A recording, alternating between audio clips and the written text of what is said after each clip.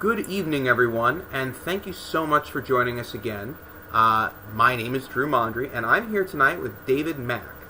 David Mack is a New York Times best-selling author of more than 36 novels of science fiction, fantasy, and adventure. His writing credits span several media, including television, for episodes of Star Trek Deep Space Nine, games, and comic books. He currently works as a consultant for Star Trek Lower Decks and Star Trek Prodigy. But tonight we're here to talk about his original novel series, Dark Arts, which is a fantasy reimagining of the latter or the early half of the 20th century, going from the Second World War all the way up to his latest novel, The Shadow Commission, which takes place in the wake of the assassination of President Kennedy. So, first of all, David, thank you so much for being with me here tonight. Well, thank you for having me on. It's great to be here. Yeah. So, for the people at home who are not necessarily with us, so to speak, we're actually doing this as a bit of a cocktail night. So I have with me a lovely Balvenie 21-year-old aged in Portwood Scotch. It is untouched. I did not add any water, no ice. I know you're supposed to do a drop of water, but I decided I wasn't going to do that. And David, what have you got tonight? I'm enjoying Basil Hayden's Dark Rye. I'm having it neat. No ice, no water. It is a lovely sipping rye. It's got some notes of brown sugar in it, which is really interesting, but it still has that sharpness, that heat that you look for in a rye.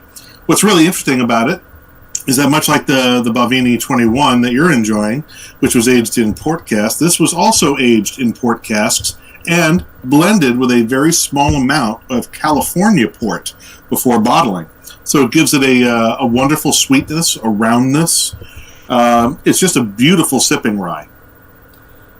I didn't realize that it was also aged in a portwood cask. That's really interesting. I don't know a great deal of history when it comes to this particular Scotch. I just know that when I was living in Scotland, a friend of mine and I were on High Street, and we said, let's go out and we'll do a nice night. We'd been doing the scummy college thing. We were going to have a nice Scotch night, and we went to this bar, and we realized that nice Scotch night meant we were going to have one drink. And so we're like, all right, well, let's make it a good one. And I had this, and I fell in love with it. That was my moment, so to speak. I know that I fell in love with the Balvenie 21 quite some time ago. I used to try and keep a bottle of it on hand. I actually have a pretty fair selection of single malt Scotch in my liquor cabinet. Most of what I prefer is Speyside. I like Glenmorangie, Balvenie. I also like the Highland stuff like Macallan. But I also keep other stuff in the cabinet, though it's not my favorite, because I have friends whose tastes in Scotch are not the same as mine. Mm-hmm. So I will keep Laphroaig, Lagavulin, Talisker, Ardbeg, these much peatier, smokier, heavier Scotches. They're not to my taste, but I try to be a good host and have a variety of Scotches or spirits on hand. I do the same with bourbons. I try to have some that are sharper, some that are smoother, some that represent the sweet end of the spectrum. I try to keep both bourbon and rye. A variety of gins. My wife has helped me expand my palate and appreciation of gin. Mm-hmm. So we've built quite the liquor cabinet here. I've always dreamed of having an actual bar, like a basement bar with like an actual counter and whatever. I may never have that, but I've got quite a selection of booze, and that's a start. I'm definitely a fan of of smokier or peatier Scotches. However, I did fall in love with Campbelltown Scotches, which are a little saltier. They have that ocean air. It's a very, very small region. I think it's Springbank or Springbok. I have a bottle in my liquor cabinet. Is the premier one of that. John, who's in the live chat, says that they are pouring all right, and help me out here. ABUNADH cask, strength, finished in Spanish sherry barrels. How would you pronounce that? I have no idea. Okay, John. Spell it for me again. A''Bunadh. Abunadh? I got nothing. Abunadh? I got nothing. Okay. I got nothing. So John, Abunadh. All right, thank you, John. All right then. Yeah. So let's let's switch gears because we will talk more about alcohol. It will come up. I have some thoughts, but let's talk a little bit about your books, the Dark Arts series. So we talked a little before the show, like I do with basically everyone, and I always feel guilty because I feel like some of the more fun questions get asked there because I'm like, I'm just talking, like we can just have a chat about it. But what's fascinating, you made a comment that you viewed this as not rewriting history, but It's not alternate history, it's secret history. Secret history, that's right. So, walk me through a little bit. Was there a question that made you go, what would be the answer to that helped sort of the genesis of this book, of this series, I should say? I guess my impetus towards secret history was just the idea that I always loved the idea that there was something behind the scenes, something going on that we didn't know about. And also I felt that it would be an interesting challenge to try and craft a narrative around what we know to be true.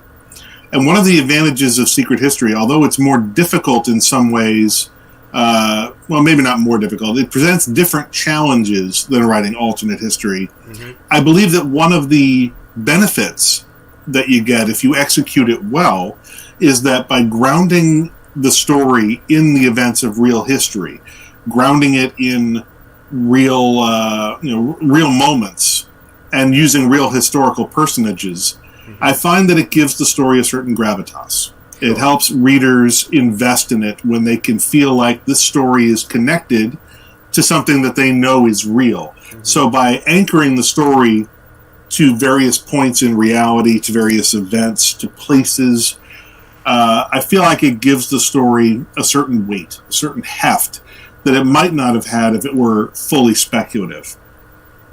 I think that makes complete sense. I think we more often, as someone who's fascinated with history, I find myself asking more often, what really happened here? Why did this event occur? As opposed to what would have happened if. So I think you're absolutely right. I think that draws me in. I think that draws people in general. But in addition, you created, I think, a fairly unique feeling magic system that seems to also have roots in some real traditions. For example, the seals that are used throughout the book and throughout artwork as well look like seals from the Lesser and Greater Key of Solomon. That's correct. Okay, so that was an intentional design choice then. Yes, those are works in the public domain. The magic system was inspired by Renaissance-era ceremonial black magic, and to a lesser degree, Renaissance-era ceremonial white magic, known respectively as the Ars Goetia, the Ars Paulina. So what I did, and the inspiration for that goes all the way back to a novel I read as a teenager.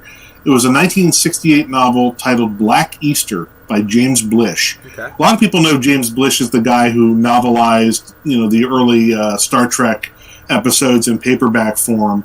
And that was where I first became aware of him as a writer.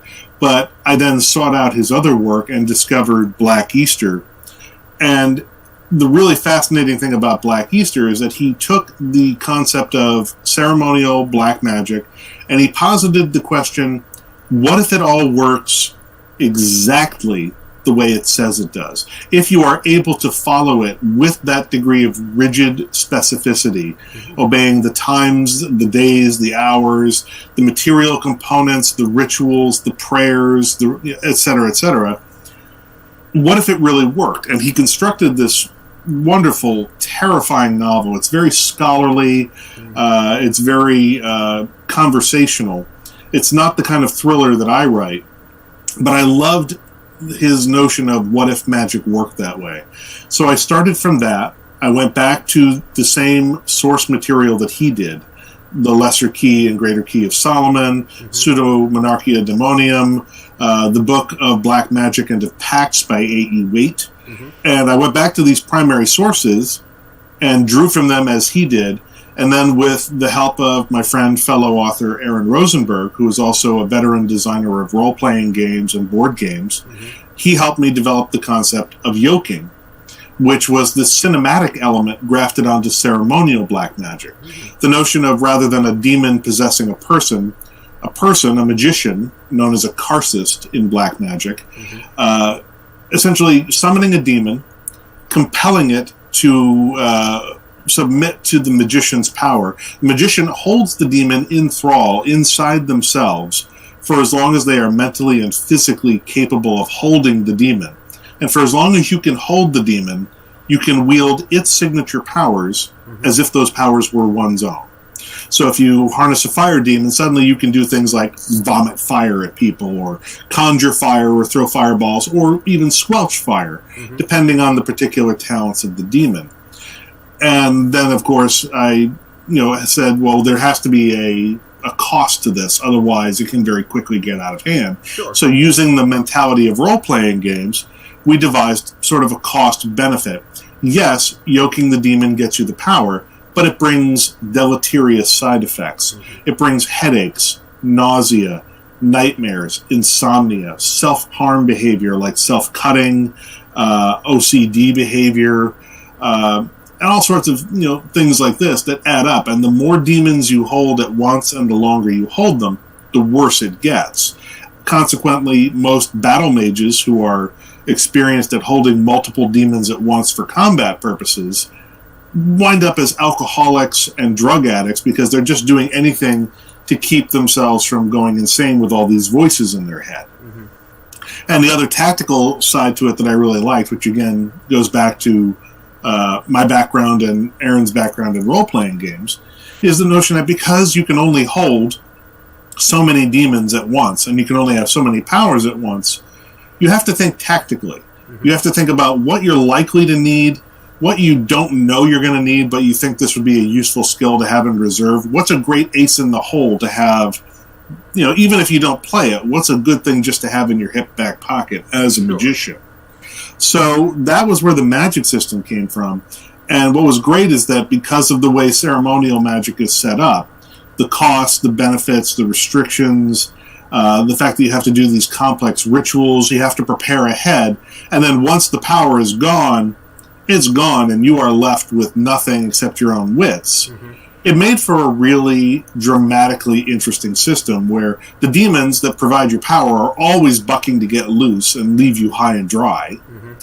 And at the same time, you're trying to think ahead to what you're going to need, what the enemy is going to bring to the table, how are you going to counter what they're likely to bring, how are you likely to surprise them. And they're thinking the same thing about you. Sure. So that's what made that system fun for me to work with. So in a way, you also have an element of, almost a card game. You're trying to bluff. You're trying to guess. You're saying, I know this person. This person is really all about, they think about attack, so they're going to be bringing something that's going to be more damage dealing. So I should bring something that's a little more protective. And the way that you also set it up, again, very similar. And my pronunciation is going to be terrible. I always thought it was Goetia, but it's Goetia? Or I thought it was Goethe. I think it's German, isn't it? Yeah, it is. I don't speak German, so it was me remembering. I believe it's how it's referred to. It was, I could be wrong. This would be one of just many instances where I know how to spell a word, but not say a word. That is how it's. This could definitely be one of those cases. I freely admit it. I don't know that I'm necessarily saying it the right way either. I'm remembering from being a teenager and reading those books and thinking, oh, these are really cool. But you kept the idea of hierarchies with the demons and also with angels, and you had breakdowns of principalities, and you broke it down even further into individual, like you said, this demon does this demon does this. Is there in your mind, as the not creator of the system, but as the father of this system, is there an optimal loadout? I guess is there or is it more mission based? What's the optimal loadout for reconnaissance? What's the optimal loadout for a smash and grab? Like what? Or is there one? Is it just personal? I think partly it's personal. It depends on knowing the target, whether you're going up against a magically hardened target or a non-magical target. For instance, for let's say recon, you're probably going to want silence. You're probably going to want invisibility. Mm-hmm. You might want enhanced sensory abilities, enhanced sight, enhanced hearing, maybe clairaudience of some kind. Mm-hmm. You may want a magical perception that's called the sight, which allows you to see things like magical traps, curses, whether or not someone has demons bound. Mm-hmm. You may want to have just a healing talent in your hip back pocket in case you get wounded in the field. You may want to have a teleportation talent if you get into a tight spot and need to get the hell out of there. Mm-hmm. But I mean, at that point, you're already up to like 7, 8 talents. Sure. That's about the upper limit for most ordinary humans who are studying magic. 8 is pushing it, and that's a major loadout for a major operation. To load more than that, you would have to be somebody superhuman, such as the characters in my story like Cade and Anya and their chief rival, Kine Engel, who are known as either Nikraim or Nadak, which basically means either bonded with an angel or, respectively, bonded with a demon. Mm-hmm. And that's somebody who, and that's not the same as possession, that's not yoking, that's someone who, before birth, was spiritually bonded. Their soul became permanently bonded and fused with the essence of either an angel or a demon. Depending on the identity of that spirit, Mm-hmm. That will yield certain special abilities to that person during their mortal life. In the case of Anya, it gives her an ability with animals. She can sense their presence, she can communicate with them, direct them to a certain extent. With Cade, it simply enhanced his ability to hold and control other demons, and therefore expanded his magical repertoire. Mm-hmm. Spoiler alert, in the case of Kine, because he is bonded with a demon known as Legion, over the course of centuries, he has mastered that demon's talent for manifesting in multiple bodies at once, meaning Kine can literally be in 3 or 4 places at once, acting simultaneously, be fully conscious of what he's doing in all 4 places. I mean, that's a pretty badass power, but it's not something the human brain was meant to hold, so it takes him time to learn that. Sure. And so it's that kind of a thing where, depending on the level of power you have to work with and whether or not you are one of these specially born individuals, whether or not you'll be able to hold even more power. So let's talk a little bit about the characters then.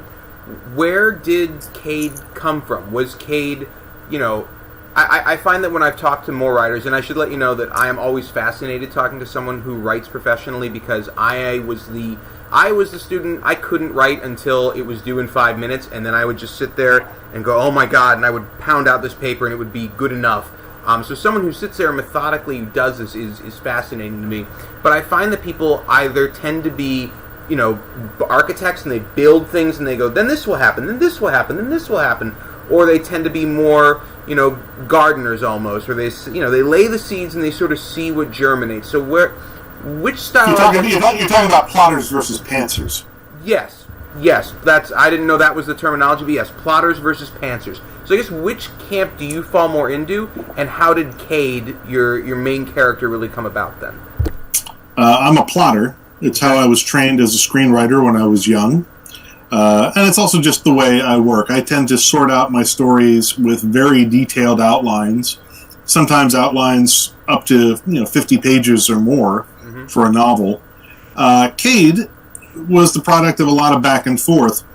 Originally, I thought maybe the character would be younger. I thought he was going to be high school age, but then the back and forth I had with my agent when we were trying to figure out how we were going to market the book and put it out to sale, we were afraid that would get the product tagged as YA, even though the material was meant to be more adult in nature. Mm-hmm. So I aged him up, and I put him in Oxford. I made him a third-year student at Oxford, so he would at least be legally and physically an adult, and get its, at least out of the YA category. The whole notion of Cade as the main character is that he was always meant to be a red herring. The idea was to subvert the chosen one trope. Unfortunately, a lot of people didn't get this, and they thought I was simply doing the chosen one trope. But it's actually stated outright in the first book when Cade has it explained to him that he was born with this special ability because somebody performed a ritual while his mother was pregnant in order to force this to happen. It was engineered. It wasn't something that occurred naturally. This was an engineered fusion. And he says, so what am I, some sort of chosen one? And they said, well, no, not really. We had a lot of folks we were hoping were going to work out before you. And he said, well, how many? It's like, well, 7. He's like, 7? So, yeah, you're not plan B. You're plan H.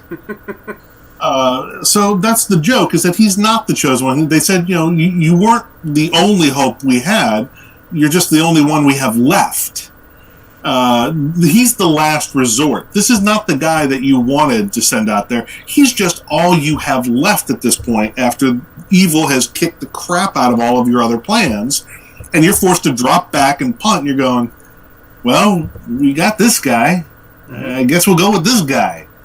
Unfortunately, for some people, they just read that as chosen one. I'm like, no, this is exactly the opposite. This was the one we didn't want to choose. But the real gag turns out to be, you find out in book 2, spoiler alert for those of you who haven't read it, but think of this more as a primer, not as a spoiler. Sure. You find out the real, true chosen one is actually Anya. Anya is the main character. It's actually always been about her. And in fact, everything that her master does, it looks like he's setting up Cade for glory. What he's actually doing is using Cade as an expendable resource so that he can protect Anya. It's all about Anya. Anya's actually the real star. So let's talk about tropes then, I guess, a little bit. Cade is not the chosen one. Anya is. One of the other common tropes in fantasy, not just in fantasy, but in storytelling in general, is the mentor. And you alluded to their master a little bit, and you also alluded to the other side. And we'll get there. Actually, we've got a comment here from Brandon that says, Legion sounds great. So apparently Brandon would like to be in multiple places at once, is the way I'm going to interpret that, as opposed to in multiple people's minds at once. But can you explain the relationship a bit more between Anya and their master, whose name you're going to say it and I'm going to go, oh yeah, but I can't for the life of me. It felt like a almost well-sounding name. Adair McRae. Thank you. Is he a mentor figure? Is that the goal here, or is he a little bit more manipulative than that? He's a little bit of both. He's a bit of a puppet master, but he is a good father figure and a good mentor. Adair McRae is a Scottish Bulgarian. By the time of around World War II, when Book 1 takes place, Adair is around 350 years old, maybe 360. And he's the one who takes Cade under his wing to teach Cade. And the reason this causes friction with Cade and Anya start out as bitter rivals. She hates his guts, almost wants him dead. And the root of this is that before Cade came along, Anya was the favorite. She was Master's pet. She was the one who Adair treated like his daughter, protected her at all costs. Even though she was a poor peasant girl, could barely read, somehow he managed to teach her to read, teach her magic, bring her up through the ranks, find out her specialties.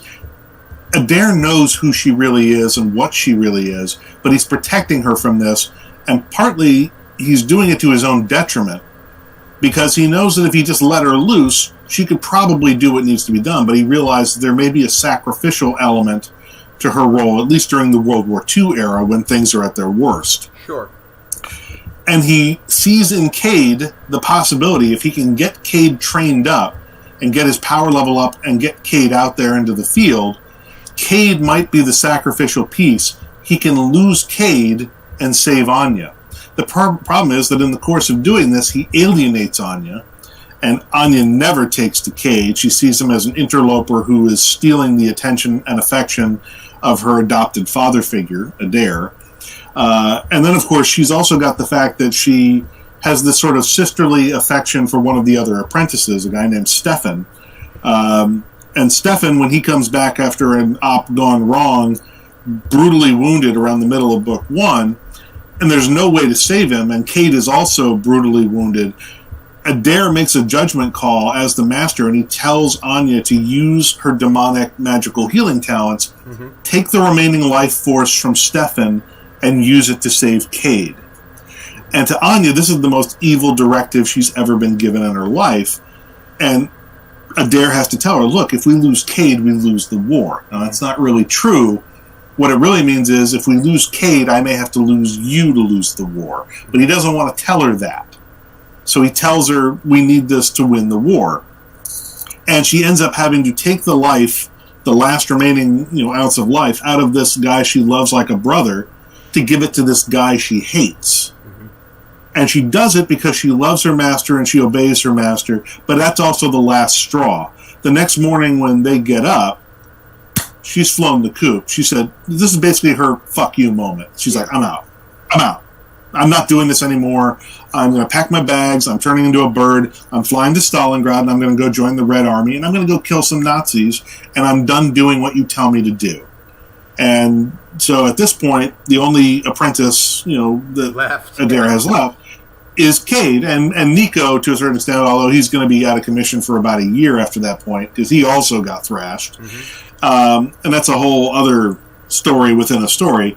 But that essentially is the relationship between Anya and Adair. It's like she looked at him like a father figure, and then she felt like her father betrayed her. And this is after her own mother actually betrayed her and cast her out, and Adair took her in.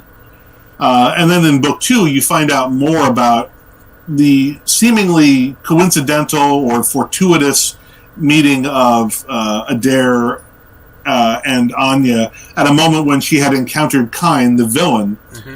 And it turns out it wasn't coincidental at all. The entire reason this convergence happened is that Kyne was hunting for her, and Adair got there in time to save her. Mm-hmm. But in the course of it, Anya's younger brother is killed. So she's got her own beef with the main villain, and yada, yada, yada. But in book 2, you find out that she's actually more important than Cade. Sure. And we actually see through her eyes when she has to basically have the Luke Skywalker meets Yoda moment. Her master dies at the end of book 1. Again, sorry, spoiler. So in book 2, she discovers that the master of her master is still alive, and he seeks her out. So she has her Luke with Yoda moment. Sure. And he is able to show her moments from her past, and she revisits a key moment in book 1, and when you see it again and it's recontextualized and I give you the more information, if you didn't catch it the first time you read book 1, you suddenly see the fastball that I blew past you right in the middle of book 1. Mm-hmm. At the height of all the action, I actually blow this fastball right by you, and I never explain it. Most people never commented on it, never caught it, never saw it. And then I pointed out in book 2, I'm like, well, you didn't see that? It was right there. And suddenly people go, holy crap, it was right there. And I go, yeah, it was right there. Yeah. And suddenly you find out she is far more than you ever thought she was. And she's a lot more important. Sure, you make it feel earned, as opposed to, it's the classic Agatha Christie when she introduces the gardener and she goes over all his gardening tools. And you're like, yep, gardening tools, got it. And then you get to the end and you go, oh, they used the shears to stab him. Oh my God, I was there in the beginning. So it's earned. I like that. Let me ask you, kind of a common theme with war stories a lot is the idea of sacrifice. Some sacrifices are necessary, and also the conflict between, at a certain point, if you sacrifice too much, are you any better than the people you're trying to defeat? I don't think that you can really, maybe you can, but I don't think that you can compare basically anything to the Nazis and go, oh, well, you did this thing, and you might as well just be the Nazis at that point. But not in Anya's perspective, because we know how she feels about it, but from your perspective, do you think that the end sort of justified the means when it comes to the bigger game being played here? Well, in book 1, and I did this again deliberately to show that the Allies were not squeaky clean. They were not morally pure. No. It was war, and everybody made terrible decisions. And I don't think that you can say, is there a point at which too much sacrifice has occurred? Sacrifice, I think, implies a willingness on the part of those who are lost to give themselves to the cause.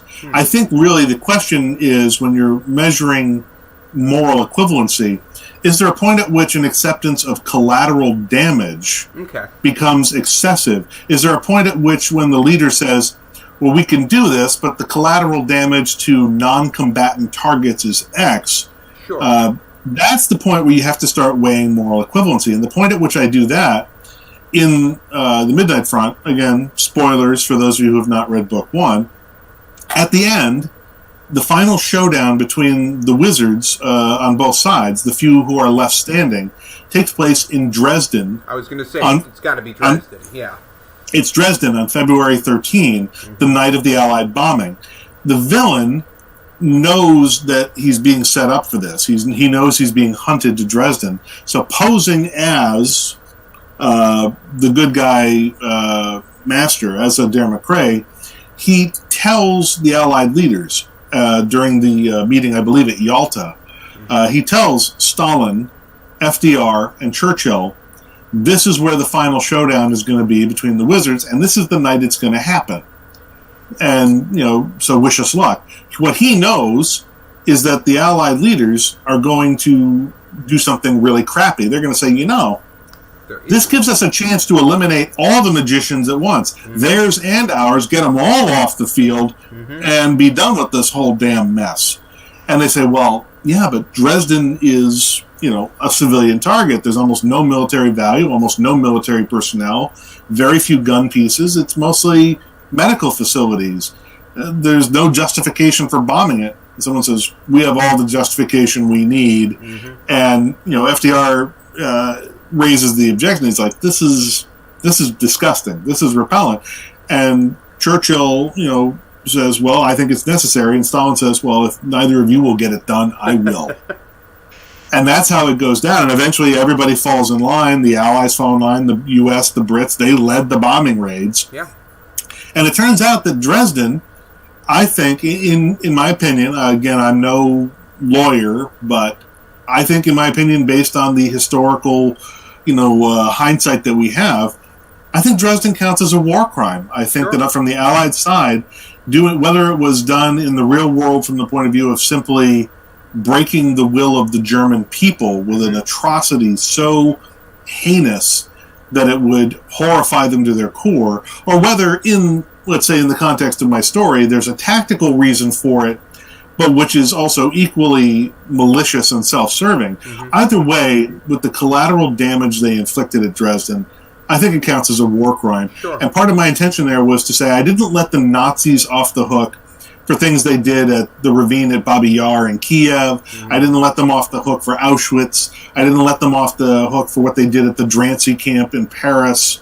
I'm not going to let the Allies off the hook for the horrors they inflicted at Dresden. Both sides did shitty stuff, and nobody gets away clean in this. Well, it's interesting that you mention that and you bring up Dresden.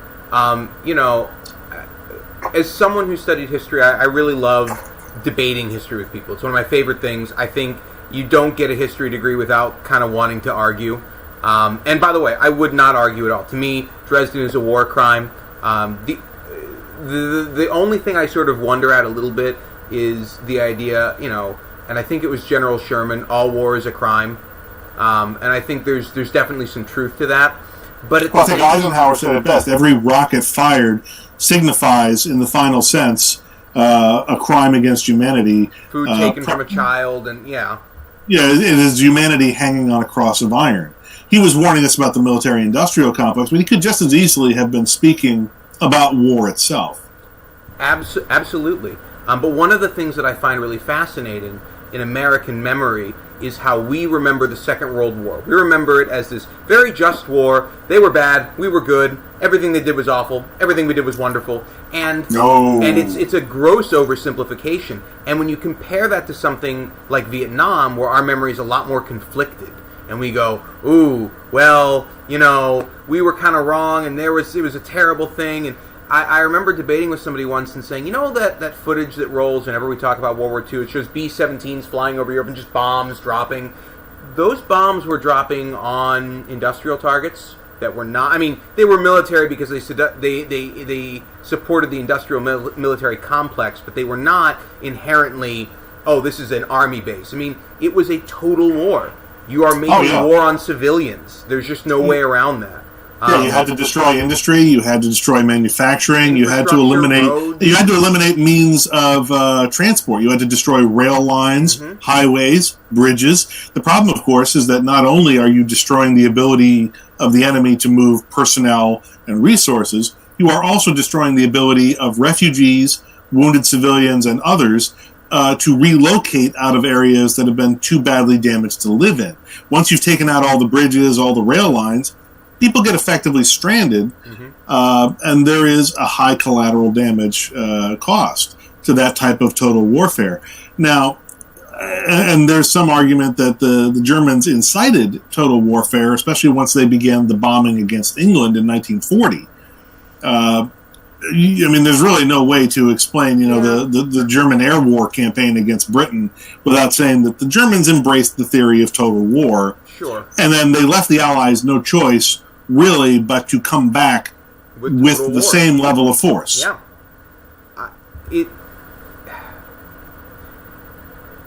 Brandon pointed out in the chat here, history is written by the victors. There's certainly some truth to that, but I do think that it's important that we not lose sight that while, yes, the Allies absolutely did things that were, by any sort of consideration, war crimes, not just in Europe, but in particular in the Pacific theater as well, at the end of the day, you are talking about, arguably, two, in this case, Imperial Japan and Nazi Germany, two of the most dangerous and, you don't want to say evil because it's a very hard word to define, but very evil regimes. Yes. So yes, history was very anti-human rights. Yes. So yes, history is written by the victors, but in this case, I don't know how. Maybe the tune changed a little bit, but I don't know necessarily that the song's meaning changed. But while we're talking about villains, let's talk about Kine Engel. Where does Kine come from? You've got he's originally German. He's about 500 years old. He comes from the time of Shakespeare, maybe even earlier. It's implied, I believe, that he and Adair have the same master. They were both trained by Khalil. I'm trying to remember his full name. Khalil el-Sahir. Khalil el-Sahir is the master who trained both Kine and later Adair. And the two apprentices wind up as basically mortal enemies. And their apprentices wind up as mortal enemies, at least for a time in World War II.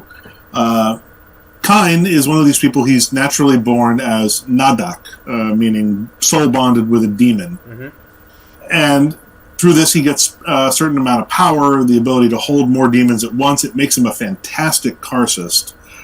But it also means that because he is bonded with a demon, he has a personality type which tends towards the cruel, towards the sadistic, the narcissistic. He's not going to be someone for whom empathy is going to be very important. He does, however, fancy himself educated. He likes to think that he's smarter than everybody around him. He likes to show off. He likes to show off his big brain. But in the end, you find out he's not quite as smart as he thinks he is. He's pretty smart. He's pretty dangerous. He's very well read, but nobody's invulnerable. You created a character which has this really interesting veneer of civility, with an appreciation for the fine arts, all the things that, we associate with intelligence. Was there any sort of subtext with the veneer of the polite savage, or the veneer of the sophisticated psychopath? Was that something that you were trying to go for? Definitely, but the biggest contrast I saw between Kine Engel on one side and Adair McCrae on the other is if you look at how Kine Engel organizes his circle, his inner circle within, say, Wewelsburg Castle, World War II, he really only has his two chief apprentices. He's got Briette Segfrin's daughter, and he's got Sigmar Tuominen. And these are his two chief lieutenants through whom he exercises his will for the most part. but he doesn't treat them with a great deal of affection. There's respect. There's a certain professionalism to how he treats them, but you would never describe any of their interactions as warm or as concerned. You would never imagine that either of his lieutenants would take a moment to worry about whether Kyne is comfortable or whether Kyne is well. Contrast this with, say, little moments where after Adair has lost a leg while rescuing Cade from Kyne's clutches in the middle of the book, middle of book one, while Adair is recuperating, at one point, Cade is walking by his master's bedroom. A cold wind is blowing in through the window. His master is uncovered. He sees his master is shivering. Cade takes a moment to go in and cover his master with a blanket. And the whole point of what I was doing was saying that there is a family structure to how Adair has built his relationship with his apprentices. He treats his apprentices as his children. And he mourns all of them as his children. As they are lost, it wounds him the way it wounds a father to lose a child. And he even comes out and says it late in book one, when Nico, who he's been very angry with, it was Nico's attempt to save his sister that set in motion a series of disasters. Essentially, Nico and Stefan knowingly walked into a trap because Nico had to save his sister. She's all he has left in the world. They knew it was probably going to be a fuck-up. They did it anyway, and it turns into a complete disaster. They lose Cade to Kyne. Stefan gets killed. Nico gets critically wounded. It just is one disaster heaped on another. So for a long time through, say, the middle of the book to the end of Act 2, Adair is just still seething angry at Nico. But Nico does something heroic at the end. He manages to uncover some vital clue, and he has to give his life in order to get that clue to Adair in time before the bad guys catch him and take him out. And in that moment, when Nico hands off the clue, he calls Adair father. And it's important because Nico, in the backstory that's established throughout book one, had a horrible relationship with his biological father. Biological father was just an utter shitbag. So the fact that he has adopted Adair emotionally in that way, and that he calls him father at the end, it just destroys Adair. He sees his apprentice die, and his last thought is, he called me father. So that's not a relationship you're going to see between Kyne and any of his apprentices. They will never call him father. And in fact, it's important that Briette, who is Icelandic, she specifically at some point near the end of book 2 realizes Kyne is kind of off his nut. He is leading us to destruction. I thought he was onto something, but you know what? He's gone. I can't follow this guy. He's going to get us all killed. I'm done. And she abandons him. She changes her hair color. She cashes in all of her hidden money. She fakes her own death as best she can. She hires someone to take her across the water over to Sweden, which is neutral, so she can try and escape. His own people abandon him. And in a way, that sort of echoes Anya abandoning Adair, although Anya comes back. Anya repents. Briette never does. So, Briette abandons him, but Sigmar is a more devoted disciple. Is more into the cause, I guess. He buys into the Nazi cause, yeah. Briette never really does. She wears the trappings because it's useful, but she kind of thinks they're a bunch of useful idiots.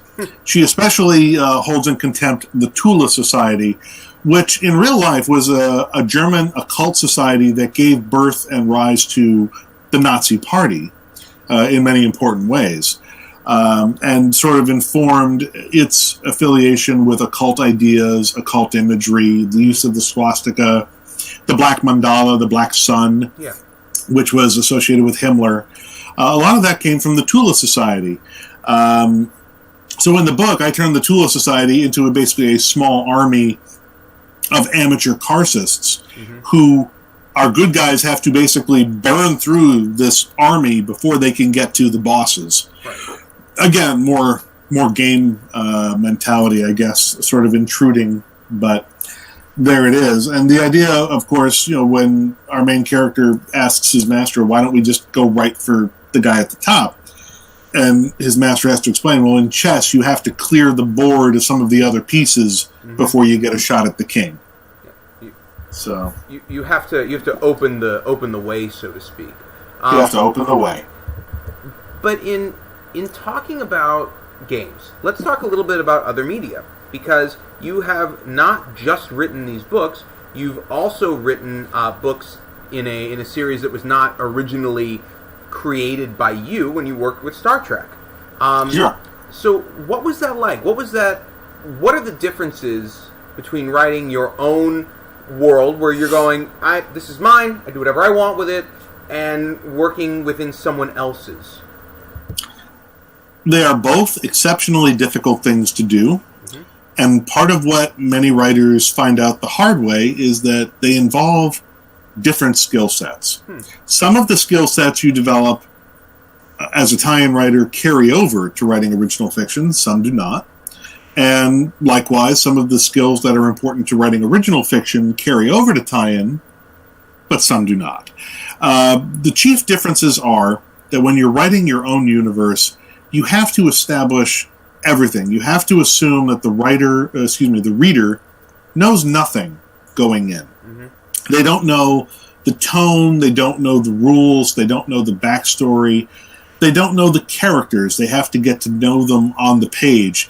And one of the, I'm not going to say disadvantages, but one of the additional challenges when you're writing original fiction is that you don't have a reader coming into it with an association of, oh, well, this actor played this character, so they look like this and they sound like this. You have to establish the look and the sound, the dialogue pattern of the character on your own, on the page. You cannot trust that the reader is going to bring some preconceived idea of the character to the story. So it makes it a little more challenging to establish that and to ground the reader in that. When you're writing a tie-in, like Star Trek or Star Wars or Wolverine or anything like that, there the challenge is that someone else has already established the personalities, the speaking patterns, and appearances of all of these characters, and you have to be able to channel them. You have to be able to write that voice the way somebody else wrote that voice. So you have to be able to hear that voice in your head and say, okay, how would I write this line in a way that this character would say it? The way that Captain Kirk would say something is not the way Captain Picard would say something. It's not the way that Obi-Wan will say something is not the way Luke will say something. At least not young Luke. Old Luke starts to sound a little bit like Obi-Wan if you actually listen to him, which kind of makes sense. But so what you've got is this challenge. When you're writing a tie-in, you have to say, all right, the tone of this series is such. So you have to write in a way that evokes the tonality of the overall fictional universe. You have to capture the individual voices of the characters in the way that the original writers did, and in a way that reflects how the actors who played those characters brought them to life, how they interpreted the script and turned it into a living, personification. So you've got to capture that, the little idiosyncrasies. But in original fiction, none of that work is done for you. So you've got to find a way to seamlessly do it on the page, give that to the reader, while at the same time moving plot forward and keeping everything else in motion. What I found helpful was that because I had come up through tie-ins, because I had a lot of experience writing in other people's universes, I had a lot of experience in saying, well, what makes this character's voice not sound like that character's voice? For instance, when you're writing Star Trek The Next Generation, Worf tends to be monosyllabic. He doesn't often use contractions, but he can. But he tends to be very terse. He tends to say as little as possible. He won't say 5 words if he could say 4.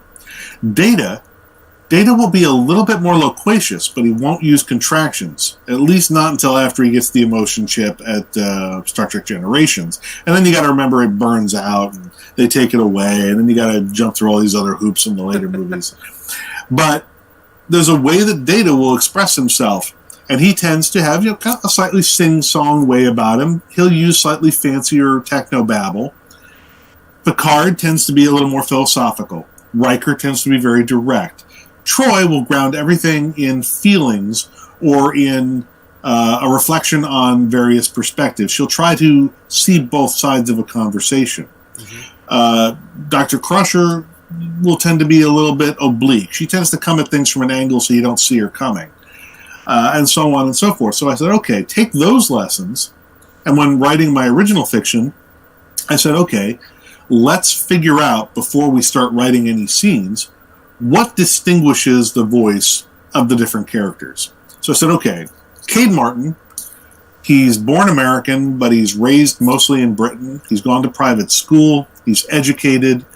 He's going to be pretty well spoken. He's going to have a good vocabulary, but he's also going to have learned to hold his own against people who are mocking him all the time for being American. He's going to be a smartass. He's going to be aggressive. He's going to be quick to call bullshit. He's probably going to be a bit of a pessimist. Adair McRae, that was an easy call. He's a Scottish vulgarian. I mean, he's talking about, I told them they could chew my banger. Yeah, so you just got to remember, an angry Scotsman at all time. He's on the verge of hitting you with a claymore or something, and you can smell the whiskey on his breath, and you can probably smell something else in his beard that you wish wasn't there. Anya says almost nothing if she doesn't have to. She's basically like Worf in that respect. She will not say anything. She'll be as terse as she can be. She's aggressive as hell. Stefan, who only is in book 1, he's a poet. He sees a certain poetry to life, a poetry to magic. Nico is a working class sod. He's a kid, he's French Algerian. He grew up poor. He really just cares about his sister. He doesn't trust big systems. He doesn't trust governments. He doesn't trust institutions. He believes in family. He's a working class kid. So he's going to believe in fun. He believes in love. He's got a sort of a simple, almost rustic viewpoint, and his way of talking is going to reflect that. Kine is very educated. He's very old. He'll use a lot of archaisms in his speech because he is old. But most of all, he wants to make you believe he is the smartest man in the room. And he's going to talk in a way that projects his desire to be seen as the smartest, most intimidating person in the room. So in a way, what I did is I said, okay, who does each of these characters want to project? How do they want to be seen? And then think about the fact that the way that they're going to talk is going to reflect how they want to be perceived by other people. And then figure out what that is, and then find the style that reflects that. So that's, a little bit of, how I bridged the stylistic difference between writing for tie-ins and writing for originals, and the way in which I found that the skills I'd learned in one could be applied to the other.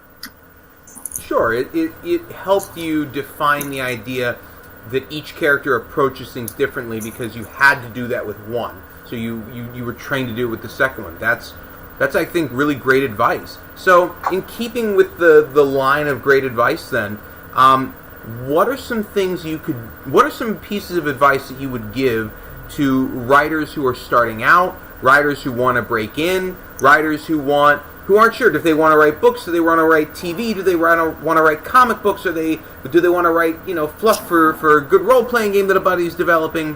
What's good general advice, I guess?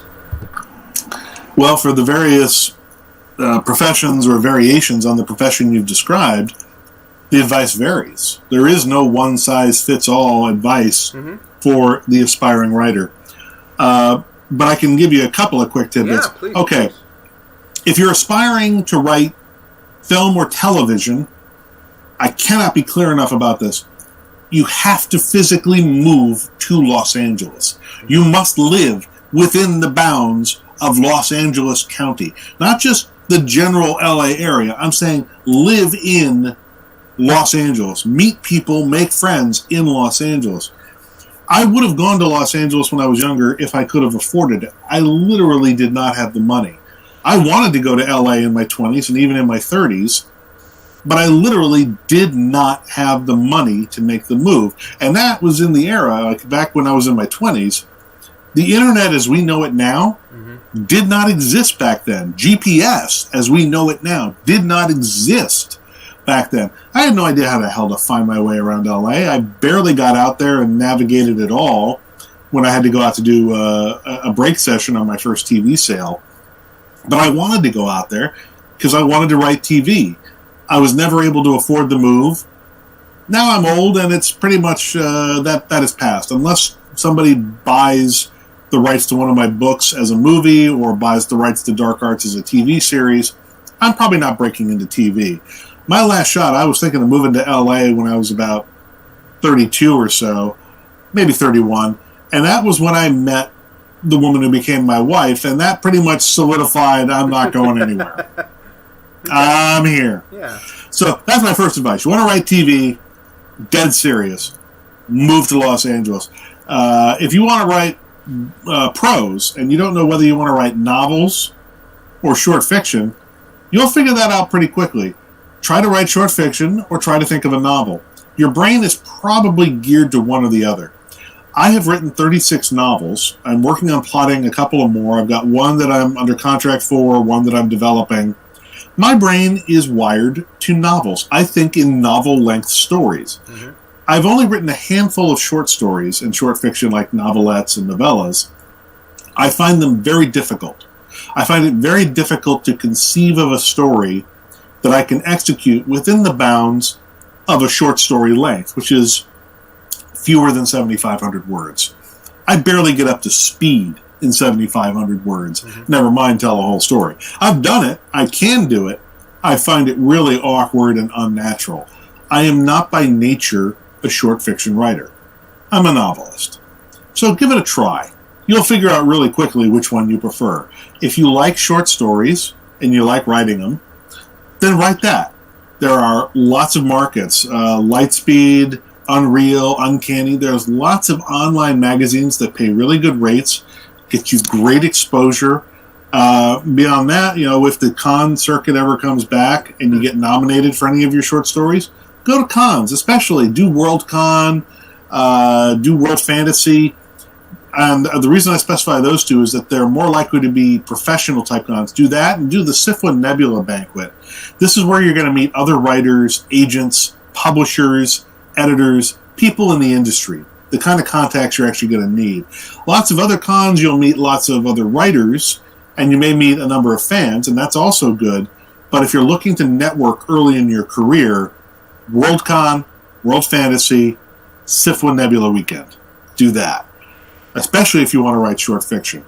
You want to write novels? Well, you just got to write novels. That's damn hard. It's damn lonely work. It's not running a sprint. It's running a marathon. And then you finish one marathon, and you bundle it off, and you send it off to a bunch of agents hoping to find representation. And you know what you have to do then? You got to start a new novel and write a whole other marathon without knowing if anybody wanted you to run the first marathon. And you got to keep doing it again and again until somebody decides to represent you or somebody decides to publish you. There is no actual roadmap to success as a novelist. Sometimes you get lucky, sometimes you don't. Some people break in, some don't. I can't recommend my path to anybody because it's a completely stupid set of coincidences where I beat the odds in ridiculous ways that, frankly, you should not try to emulate. Okay. Mostly because the conditions by which I broke in don't exist anymore, because that was 20 years ago. Yeah. But all I can say is, if you want to be a writer, write. You want to write comic books? I don't know how useful this is, but I saw an interesting note from somebody on Twitter the other day where they said they spent 20 years sort of asking editors at various comic book places to let them write a script for something, and that never worked. And they said what they should have been doing was just writing the scripts and saying, let me show you a script that I've written. Don't start with getting permission to write. If you're waiting for permission to write, you're doing something wrong. Just write, and then try to get somebody to read it who's in a position to do something with it. That's more useful. It may not be successful all the time. You may have a lot of rejections, but it's always more useful to have written something that you can show to somebody than to ask permission to write something for somebody when they've probably already got a whole stable full of writers who are already writing stuff for them. So that's pretty much that. Beyond that, just read. And don't let old fuddy-duddies, basically people my age or older, give you any crap about, oh, well, you haven't read such and such, well, then you don't know what you're talking about. To hell with those guys. You know what? If you haven't read Heinlein or Bradbury, well, maybe I think you're missing out, but you know what? There's plenty of great stuff to read right now. Try to read diversely. It's like, first of all, and I say this as a cishet middle-aged white guy, try reading fewer cishet middle-aged white guys. I hate to say that because I feel like I'm telling people not to read my stuff, but really, get out there, read N.K. Jemisin, read Arkady Martine, read Ilana C. Meyer, read Fran Wilde, read work from writers of color, P. Jelly Clark. Get out there and try to see stories that are told from a variety of cultural viewpoints, a variety of identity viewpoints, not because it's politically correct, but because it opens your eyes to what it means to experience life and the universe as something other than yourself. Whatever your identity is, read something from someone else's identity, and that will help broaden your imagination when it comes time for you to imagine and write a scene from the perspective of someone who is other than you. I'm still working on getting better at this. I know I've got room to improve. I'm hoping that some of the stuff I'm working on now will take me closer to that goal of improvement. But that's my advice, is read diversely. Don't let gatekeepers tell you got to read 50-year-old stuff when there's a whole world of brilliant publishing happening out there right now from lots of great authors. Read what you enjoy. Also, never feel like compelled to finish a book you don't actually like. If you start this book and it's just not working, don't feel like, well, I committed to it, I should finish it. You know what? Life is short. You could be hit by a bus tomorrow. Read a book you enjoy. Yeah. So that's where I'll leave my advice. Read what you love. Ignore the gatekeepers. Read diversely. Broaden your mind. But if you want to write. And don't wait for permission. Do it. I think that's absolutely spectacular advice. We talk in the bookstore a lot about different kinds of stories. And I'll tell you, as someone who most of my reading was either nonfiction, fantasy, or I have a deep and abiding love of horror. It's also one of my things. And with fantasy novels, I found probably about 7, maybe 8 years ago that I was reading the same novel over and over and over. They changed names, but there was a chosen one, and he was a farm boy, and he would find a magic sword, and the stew was hearty, and the apples were old but cold, and at a certain point, I was like, I get it. It's a good story, but you start finding. I started to branch out, and I found things like City of Brass, and I found things like Ken Liu's The Grace of Kings. Oh God, yeah. Which is a great novel, and I wanted to. It opens your mind, and you go, oh, there's Arabian fantasy, and there's Persian fantasy, and there's Chinese fantasy, and there's Italian fantasy, and there's North African fantasy, and you wanna see more of it. I think that's spectacular advice, and I also see the irony of being a cishet white man myself saying the same thing. Read diverse, but yes, I think that's great advice. And also, read. There are cishet white guys out there who are not middle-aged, who are young and smart, and ambitious, who are writing fantastic, diverse work now. People like Max Gladstone, people like Seth Dickinson. Read Seth Dickinson's Masquerade books. Read Max Gladstone's Craft Sequence. These are guys who are remarkably well-educated. They are deeply intelligent. They are inquisitive. They have a deep understanding of the other. And they write really well. They write really beautifully, fully imagined, well-crafted fictional universes. Just because just being a white guy is not necessarily an impediment if you're willing to do the work. Sure. And those are two guys I will say have definitely done the work and deserve lots of readers and lots of acclaim for the work they've done. Absolutely. I think that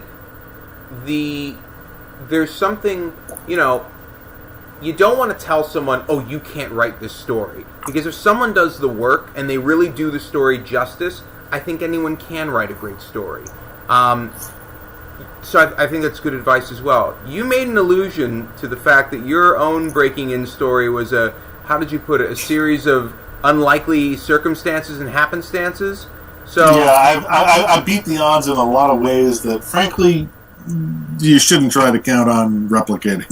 Well, I had a lot of dumb luck.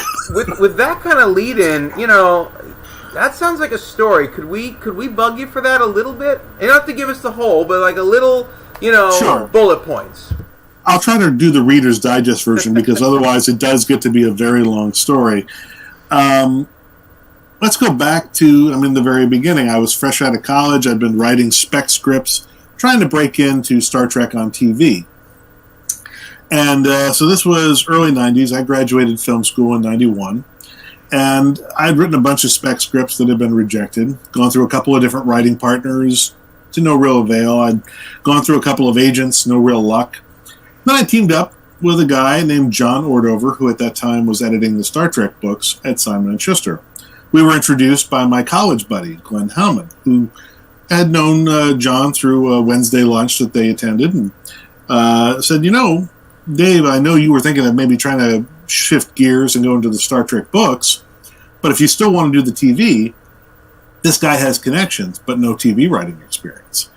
So he introduced us, and at first I thought, well, maybe I would pitch a Star Trek novel. And I came up with the craziest, most awesome idea I could ever imagine being a Star Trek novel, and then John gave me a copy of the Writer's Guidelines for New Star Trek Novelists. And I discovered that my supposedly brilliant, never-before-thought-of idea literally violated every single bullet point on the list of what they tell you not to do. Every single thing they say, this is what we don't want to see in any spec submission if you've not published with us before. We don't want this. We don't want any stories involving this. None of this. Nope. Not this. Nope. You can't do that either. No, we don't want that. Definitely not that. That is a surefire no. Every single item down the list. Yep. I realized I hit every damn item on the list. I did the only sensible thing. I deleted the file. I burned the pages I printed out from the manuscript. Mm-hmm. I made sure it would never be found and used against me. But I kept going to lunch and hanging out with John. And I went back to working on my spec scripts. Because John, as the editor of Star Trek books, was on the distribution list for new scripts from the show. Sure. And I would say, well, 5 weeks from now, they got an episode where this happened, that's going to blow your continuity to bits. What you ought to do is this, this, and this. I went, oh, that's pretty good. At one point, he gave me so many notes on a single idea. I said, if you're going to give me this much feedback, why don't we just write the damn thing together? He went, why don't we? So we started teaming up. Now, I knew, and he didn't, the rules for WGA, because I had studied it because I wanted to break into TV. I knew that if we got lucky and made a sale of a story, and were lucky enough to be picked to write the script, mm-hmm. we were only going to get 2 weeks from when the outline is approved to when the script has to be done. So I put us through our paces, and we did 3 scripts together as practice, developing ideas, developing the outline, developing the pitch, doing the beat sheet, and then writing the script and doing all the revisions. And I made sure that we could hit every mark in the amount of time we would be given in a professional environment. Mm-hmm. We said, okay, we've got this down. Let's set up a meeting. We came up with a bunch of pitch ideas. He scheduled a phone call. We started with Voyager. We made a sale right off the bat on our first call with Voyager. About 2 or 3 weeks later, we had a call with DS9. We pitched them some stuff. We sold 2 stories in the first phone call with DS9 to Ira Stephen Bear. When word got out in the Hart Building, which is where Star Trek was based back at that time in 95, that we had made sales to 2 shows within 3 weeks, Jerry Taylor at Voyager, we had sent her our best of the 3 scripts we had written as a writing sample. They were DS9 scripts, so we couldn't send them to Ira at DS9. But Jerry at Voyager walks our script into the office at DS9, hands it to Ira. She says, look, I know you're not supposed to read this, but I heard you bought a story from Mack and Ordover. This script is really good. You might want to consider giving them a script assignment, even though it's only their first sale to TV. Ira read the script. He agreed with Jerry. They bought the story, we did the contract, and they agreed to give us script assignments. So John and I flew out to California. We got to be in the writer's room at DS9. Wow. Did the story break. We were there for a couple of days worth of meetings with the whiteboard and the writing staff. So I'm in a room with Ira Stephen Bear, Hans Beimler, Robert Hewitt Wolf, Ronald D. Moore, Renee Cavaria. We're in a room. We're breaking story. I'm sitting in a room breaking story with these guys who, to my mind now, are legends, all of them. And we get our story assignment, we get our beat sheet, we get our outline handed to us by the writer's assistant. They say, you only got 2 weeks to write the script. And I looked them in the eye and went, no problem. We're good. Yeah. We got this. We go, we write our script, we turn it in. I'm sorry, this is actually getting a lot longer than I meant it to be. No. I think we're good. So we turn in the script and we hear the most heartbreaking words we've ever heard from supervising producer Hans Beimler. He went, oh, great, the script is here. Now the writing can begin. But he was right. That script went through 5 revision drafts, all by Renee Cavaria, all of them uncredited. Even though John and I got the written by credit, Renee did 95% of the work. Mm-hmm. They said they loved our first draft, and if they'd had $100 million to burn, they'd have shot it. But, I learned a lot of valuable lessons off that. And as a result, I came out of this, and that was my first professional story sale, first professional writing credit ever in any medium was written by on Star Trek Deep Space Nine. So I started with this incredibly lofty credit. And then, from this, I ended up doing scut work in the Pocketbook Star Trek office for about 3 years, doing things like writing reference materials for other writers, writing the Star Trek New Frontier Minipedia for Peter David, stuff like this, reading slush manuscripts and writing rejection letters so the editors didn't have to, general scut work like this until eventually a gig came around and they said, John Vornholt came up 5,000 words short on Genesis Wave Book 1. We've got 3 days till we have to go to production. In 3 days, can you write us 5,000 words in the style of a classified internal Starfleet military report about the Genesis device? I said, sure, of course I can. Yeah. I'm the king of technobabble. I can do that. I went home and I wrote it, got it in on time. They loved it. They paid me. John Vornholt, a consummate professional that he was, folded it into and made it chapter 14 of his book, and he wrote like a little framing sequence for it.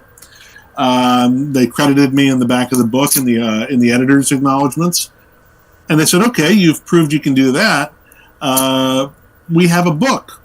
It has no writer, but it's approved. It's the Starfleet Survival Guide. Do you want to write a book? I'm like, let me get this straight. I get to write a book. I get paid for it. It has my name on it, and I don't have to pitch anything. There's no pitching. I come in, I write a book, and you pay me. They go, yeah. I go, yeah, sold. In. I'm done. I'm there. So I do that. I turn in that book. They go, okay, you've proved you can finish a book. We're starting a new line of monthly ebook novellas for something called Star Trek SCE, meaning Starfleet Corps of Engineers. They're little monthly episodic Star Trek adventures. Do you want to pitch stories over there? Well, yeah, sure, I'll do that. So suddenly I'm in the feed on that. And I do a 2-parter with my buddy Keith where I do the story outline and he executes the manuscript. And that turned out pretty well. So I came up with another idea, something bigger, something bolder, something grander. And then they said, okay, maybe you and Keith will write that one again. And then 9/11 happens and I say, well, I'd like to write this one by myself. I have things to say and I don't want to be filtered. And they said, that's great. And Keith said, I think that's great, and I'll help you out in any way I can. And that turned into Wildfire, my first sort of, it's a pair of novellas that if you add them up, they're basically a short novel. They got all kinds of critical acclaim and yada, yada, yada. And from that, the editors finally sat up and took notice and went, hey, look, the kid can write prose. Yeah. Who knew? Okay. So I get a call from John, my buddy, who helped me start down this road. And he says, so look, we had an author drop out on this 9-book thing that we're doing next year called The Time To. It's book 7 and 8 in the 9-book series. Do you want to step in, take over 2 books on short notice? Says you won't have a lot of time. We need outlines by this point in about 2 months, and you got to have manuscripts by this. And at this point, I'm also I, of course, not being a fool. I go, well, yes, I'll take that gig. I'll sign on to write a pair of novels back to back, even though I've never done it before. I'll do that. Sure, I just got engaged and I'm trying to plan my wedding and I'm trying to move, but yeah, how hard could this be? And then my cat died and I lost all the notes and everything. But it's just this incredibly bizarre set of coincidences over a period of years. It's like, how the hell else is anybody else going to replicate this path? How can I tell anybody else to use my career path? Well, first, do the impossible, beat odds of 20,000 to 1, and make a freelance sale to your favorite television show in a series that you've loved all your life. Cool. Well, first of all, you can't make freelance sales to Star Trek anymore because they don't take freelance pitches anymore. Mm-hmm. Really? Right. Well, in the 90s, when they were producing 26 episodes per season, there was a requirement from the Guild that they take a certain number of freelance pitches and produce a certain number of freelance scripts per year. The Guild saw that as an important avenue for new writers getting a foothold in the industry. And also, when you have to fill 26 episodes per year, it was kind of useful to have good bottle show writers come in and pitch filler episodes that could, pad out your season and help your staff focus on the important season arc episodes. Mm-hmm. Now, with most shows in streaming or in premium models where they're only doing 10 or 13 episode seasons, but particularly with streaming shows on Netflix, Hulu, Amazon, and cable series, most of the seasons are too short. They're almost all written exclusively in-house. There is no outside pitches, and they tend to be serialized now. It used to be episodic back in the 90s. Serialized storytelling, stuff like Hill Street Blues and NYPD Blue and that sort of stuff from the procedural side hadn't really taken over the medium yet. It was present, but it wasn't dominant. Back then, the episodic model was dominant. Now the serialized model is dominant, and the serialized model favors internal story development and makes it next to impossible for an outside freelancer to pitch to a TV show. If you're not on the staff, you probably don't know what the hell the arc is. It makes it very hard to pitch. So as a result, many of the initial sort of starting conditions that made the launch of my writing career possible in the 90s and then the early aughts simply don't exist anymore. A writer trying to follow my career path saying, well, that's how I ought to do it. No. This is ridiculous. I beat the most ridiculously stupid set of odds to get to where I was. Like, one of my first 2 paperback novels hit the USA Today list, and that sort of solidified my position there. And within a short time after that, I was approached to create my own Star Trek literary series, Star Trek Vanguard, working with editor Marco Palmieri. These are almost unheard of lucky breaks that help sort of get me, well-founded and help me get an early start. But somebody trying to replicate that path today would find that most of those avenues just aren't there. And this reminds me of something I was told right at the beginning of my career, and I guess it remains as true now as it was then. No 2 writers will ever have the same path to how they became professional writers. Mm-hmm. It doesn't matter. If you ask 2 different writers how they got where they are, you'll get 3 different stories. Nobody follows the same path. If it's the same thing as asking a writer, well, how did you get your agent? How did you and you finally got an agent? Every writer wonders, how do you get an agent? Nobody knows. The actual answer to this is nobody can answer this question because nobody knows. You know how I got my agent? I went through 3 other agents first, who were all bad fits. One was just a shyster who was useless. One was more interested in literary work and not speculative work and was the wrong fit for me. Then I had an agent who I will not name because that would be considered defamatory, But the problem is that I ended up dating her. Ah. And let me give you this here's another great bit of writing advice. Don't date your agent. Oh, yeah. Don't get romantically involved with anybody who is professionally part of your publishing ecosystem. Don't do it. Bad idea. And then after that flamed out, and then the TV thing took off. Even after the TV thing took off, I couldn't get an agent.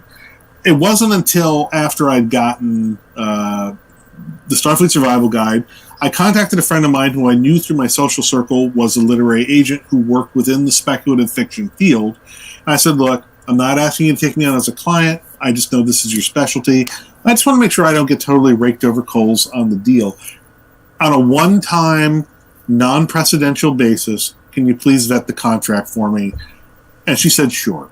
And she looked at it and she said, yeah, this looks pretty standard. I might say ask for this and this, but otherwise you're looking pretty good. I said, great. Thank you very much. I appreciate it. The deals I was doing on the ebooks, the money involved was so small that it wasn't worth her time, so I didn't bother her about those. But then the book deal came around. They offered me novels. I went back to her. I said, look, I have an offer in hand for a pair of back-to-back paperback novels.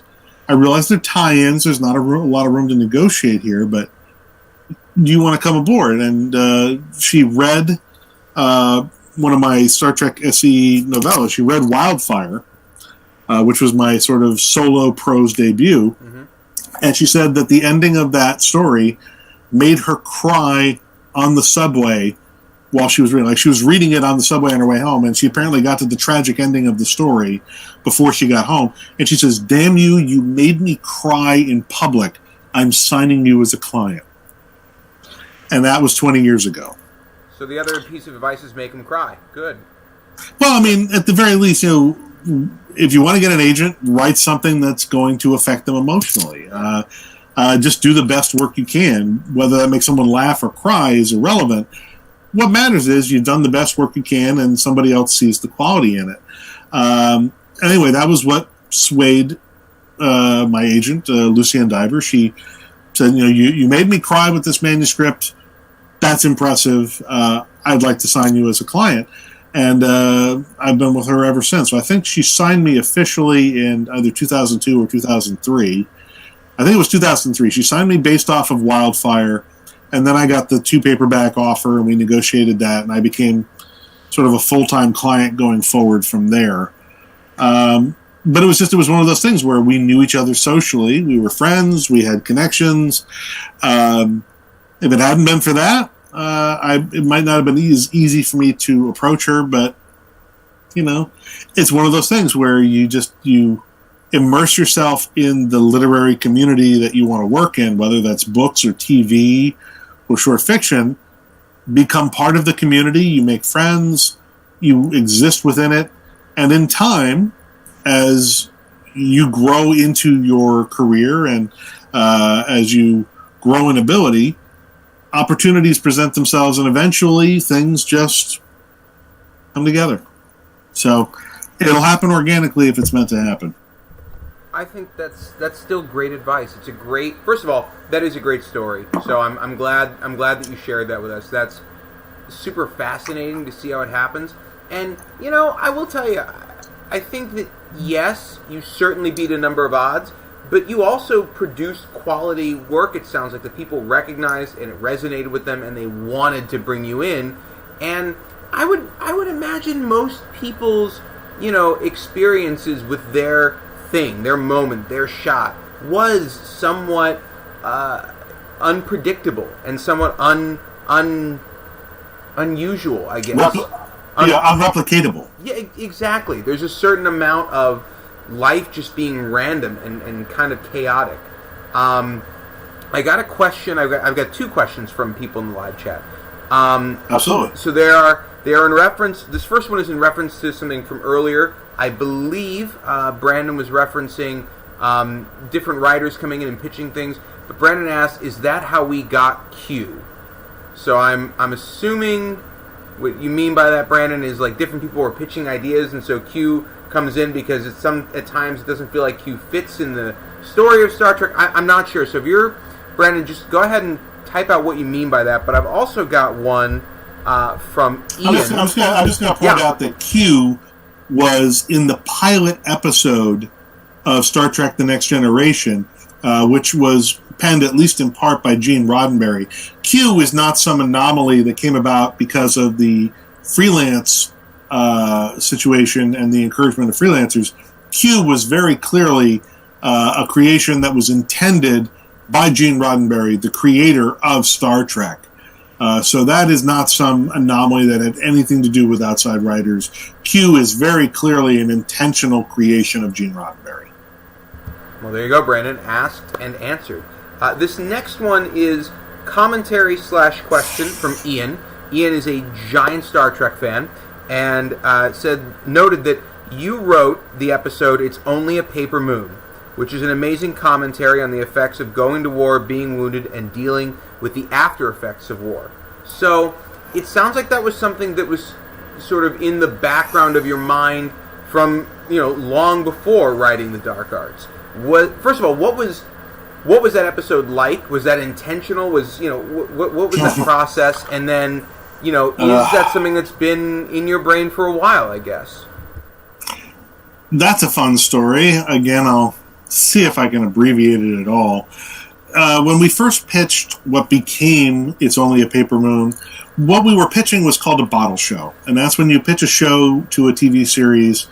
It's an idea that uses only the show's existing sets, its primary core of cast, doesn't involve any new set building, no complicated effects, and a limited number of guest stars. The idea is to save money and to save shooting days by trying to limit it to the number of sets you have on hand. We pitched an idea called Everybody Comes to Quarks. And the title is a play on Everybody Comes to Rick's, which was the original play on which Casablanca was based. But the premise of the show was essentially like an episode of Cheers translated into Star Trek Deep Space Nine.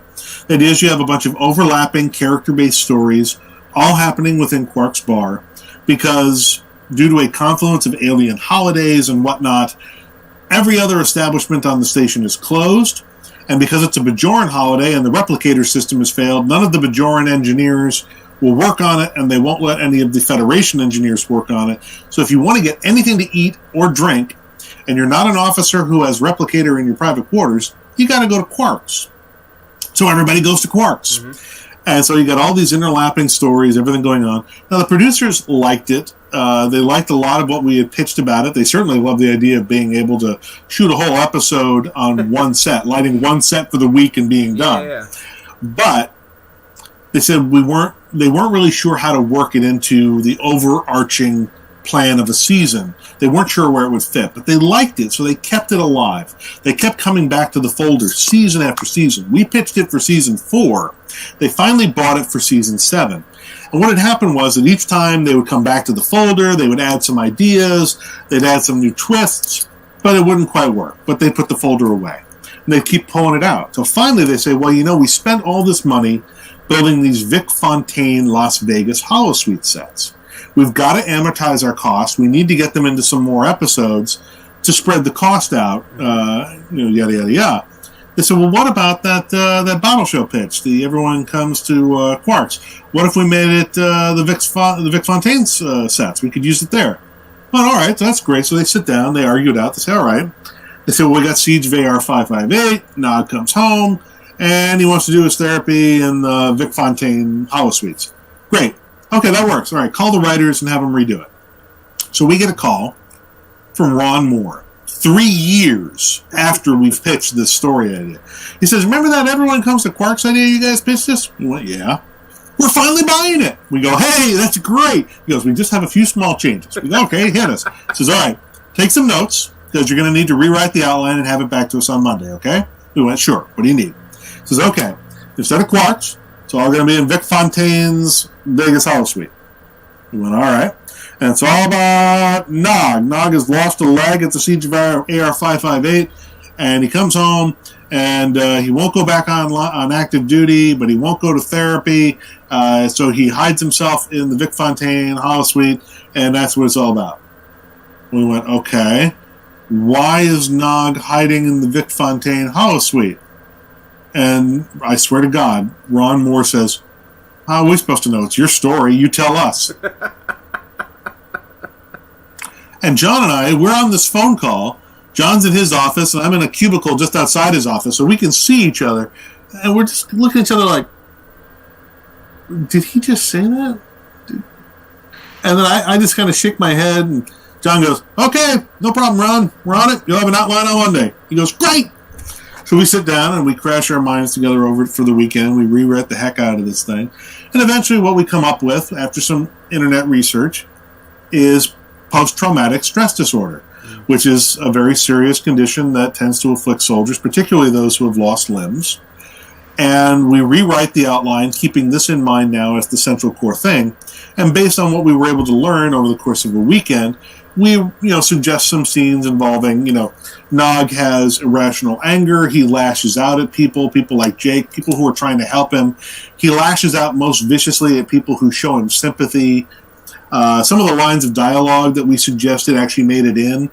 More of our actual line-by-line writing made it into that episode where we only have story by credit than it did into the Starship Down episode in Season 4 where we're credited as written by.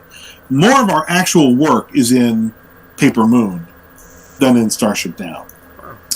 But what's great about Paper Moon is that the episode came out really great, and a lot of the credit for that obviously goes to Ron Moore, who did an amazing job translating the story into the script in very little time, but then especially the late Aaron Eisenberg, who lived with chronic pain and medical complications all his life, was clearly very close to that material in a very visceral, emotional way, and he brought it to life in a way that I don't think any other actor ever could have.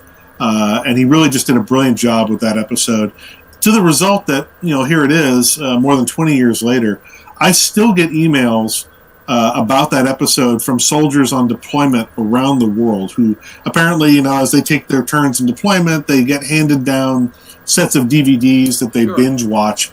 And so I've gotten emails from like Army chaplains and from guys on deployment in Iraq and Afghanistan who talk about the fact that this episode really hits home for them, that it strikes them as being very true to their experience. It speaks to them in a very personal way.